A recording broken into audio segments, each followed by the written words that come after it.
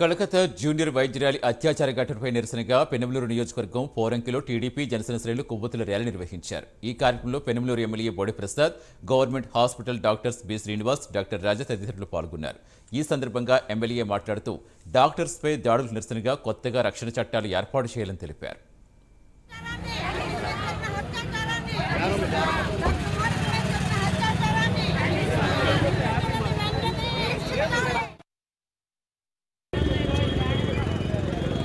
ప్రాణాలు కాపాడే వైద్యులకి మానవ ప్రాణాలకి రక్షణ లేకుండా పోయింది. డాక్టర్లకి సంఘీభావంగా చిరంజీవి మౌమిత ఎవరైతే డాక్టర్ ఉన్నారో వెస్ట్ బెంగాల్లో ఆయన పైన జరిగిన అత్యాచారం, హత్య, అలాగే దానికి నిరసనగా ఈరోజు డాక్టర్లకి సంఘీభావ యాత్ర మన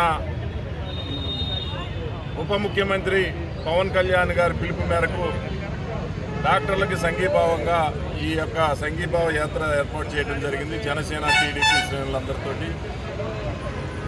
ఏదైనా ఈరోజు డాక్టర్లపై జరుగుతున్న దౌర్జన్యాలు కానీ అత్యాచారాలు కానీ ఒక రక్షణ చట్టం అనేది చేయమని చెప్పేసి డాక్టర్స్ అందరూ కూడా కోరుతూ ఉన్నారు. దానికి మేము కూడా సంపూర్ణంగా మద్దతు ఇస్తూ ఉన్నాం. ఆడబిడ్డలకి రక్షణ లేకుండా పోతుంది. కరోనా టైంలో వినలేని సేవలు అందించిన డాక్టర్స్ కానీ, నర్సు కానీ, జూనియర్ డాక్టర్స్ కానీ వాళ్ళు చేసిన ఆ సేవా కార్యక్రమం అనేది అద్భుతం. ఇవాళ అలాంటి వాళ్ళకే రక్షణ లేకుండా పోతుంది. ఎంతోమందిని బతికిచ్చిన, ప్రాణాలు పోసిన డాక్టర్లకు కూడా ఇవాళ ఉన్న సమాజంలో రక్షణ లేకుండా పోతుంది. ఎడిపోతుంది సమాజం. ప్రజల పక్షాన, ఆడబిడ్డల పక్షాన నిలవాల్సిన ప్రభుత్వం ఏం చేస్తూ ఉంది? నిద్రపోతూ ఉందా మమతా బెనర్జీ గారి ప్రభుత్వం? మీరు కూడా ఒక మహిళ ఉన్నారు ముఖ్యమంత్రిగా.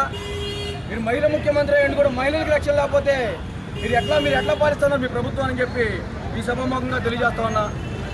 మమతా బెనర్జీ గారిని ఒకటే కోరుతా ఉన్నా, ఏదైతే ఆడబిడ్డకి ఘోరమైన అత్యాచారం చేసి హత్య చేయడం జరిగింది, ఆడబిడ్డకి న్యాయం జరిగేదాకా కూడా మేము పోరాటం కొనసాగిస్తాం. మా వీర మహిళలేంటి, ఆడబిడ్డలేంటి అందరూ కూడా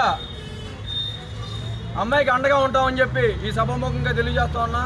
ఇలాంటి క్రూర మృగాల్ని నడి రోడ్లో ఉరి తీసిన రోజునే ఆడబిడ్డలు ధైర్యంగా రోడ్డు మీద తిరుగుతారని చెప్పి నేను తెలియజేసుకుంటా ఉన్నా.